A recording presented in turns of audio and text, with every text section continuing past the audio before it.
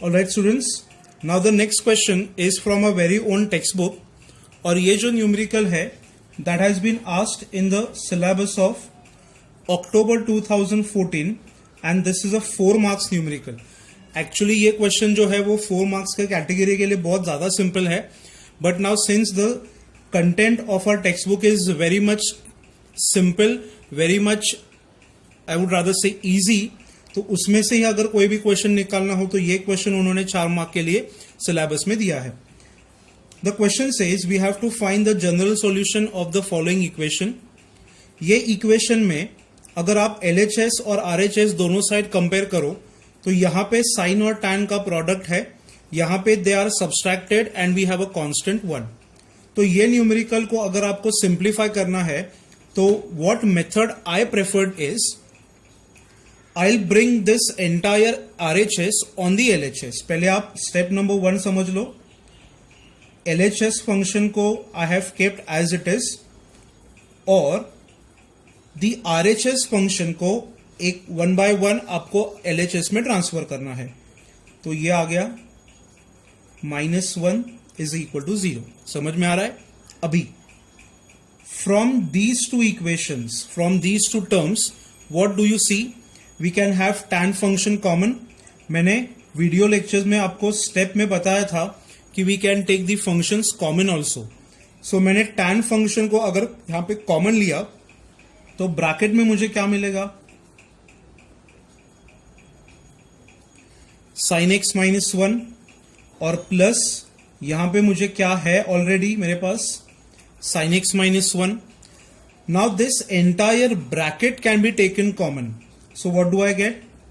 sin x minus 1 ये एक bracket में, तो अगर ये प्रोडक्ट में से मैंने अगर ये ब्रैकेट कॉमन लिया है तो what do I have? tan x.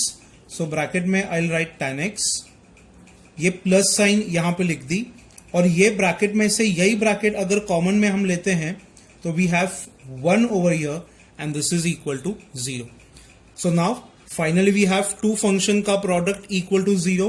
So now can I say tan x plus 1 is 0 or sin x minus 1 is equal to 0. So therefore what do I say? Tan x is equal to minus 1 and sin x is equal to plus 1. तो for these two functions हमें individually दोनों का अलग अलग GS निकालना पड़ेगा. तो मैं स्टार्ट करूंगा फर्स्ट फंक्शन से. tan x is equal to minus 1. अभी अगर आप ये इक्वेशन देखते हो तो यहाँ पे 0 नहीं है, मतलब tan थीटा इक्वल टू 0 का GS नहीं आएगा. स्क्वायर नहीं है कहीं पे भी तो tan square theta equal to tan square alpha का GS नहीं आएगा. यहाँ पे I have to use the type number B का GS where tan theta is equal to tan alpha. I have to convert this minus 1 in the form of tan and with an angle theta or we can angle alpha. So what do I say is tan x is equal to, आप -1 को tan के function में कैसे लिखोगे? ये minus आ गया, tan 1 की जगह पे I have written 45. tan 45 is equal to 1. See यहां पे माइनस tan थीटा जो है that can be written in total 3 different forms. Minus tan theta can also be written as tan of minus theta. Minus tan theta आप यहां पे allied angle भी use कर सकते हो. अलाइड एंगल्स 2 हैं हमारे पास. उसका पहला है minus tan theta is equal to tan of pi minus theta, क्योंकि this is a second quadrant angle जहां पे tan फंक्शन नेगेटिव रहता है. और minus tan theta can also be written as 2 pi minus theta. ये fourth quadrant का angle है जहां पे भी tan फंक्शन नेगेटिव रहता है. और you can write minus tan theta is equal to tan of minus theta. See principal solution के टाइम पे हम लोग ने ये ऑप्शन यूज नहीं किया था क्योंकि वहां पे कंडीशन था my angle should be positive, but यहां पे एंगल आपको दिख रहा है नेगेटिव. तो इन जनरल सॉल्यूशन आप तीनों केस में से कोई भी एक केस डेफिनेटली यूज कर सकते हो. So what I will say is tan x is equal to, now minus tan theta आपको अगर चाहिए तो आप लिख सकते हो tan of pi minus theta. Pi minus pi by 4.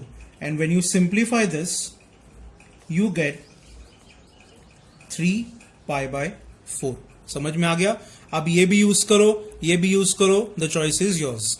अभी यहां पे हमारा GS आएगा if tan theta is equal to tan alpha. What was my GS? Theta is equal to n pi plus alpha. यहां पे मुझे सिर्फ theta is equal to x put करना है और alpha is equal to 3 pi by 4.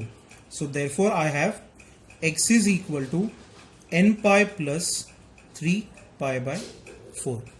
This equation will be my first general solution for tan x is equal to -1.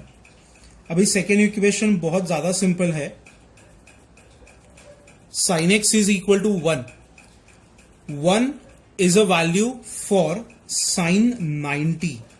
यहां पे negative number नहीं है, इसलिए मुझे एक अच्छा पॉइंट रहता है कि I can directly write the angle. Now this is sin theta is equal to sin alpha. So therefore यहां पे पहले I write the general solution का form. If sin theta is equal to sin alpha, तो आप थोड़ा recall कर लो. Theta is equal to n pi plus -1 raise to n alpha. So यहां पे theta is equal to x है, alpha is equal to pi by 2 है. तो योर जनरल सॉल्यूशन का answer will be x is equal to n pi plus -1 raise to n multiplied by pi by 2. So ये question हमारे syllabus में 4 marks के लिए पूछा गया है. क्वेश्चन सिंपल है, बट यहां पे आपको नंबर ऑफ स्टेप्स जो है वो थोड़ी ज्यादा करनी पड़ेंगी.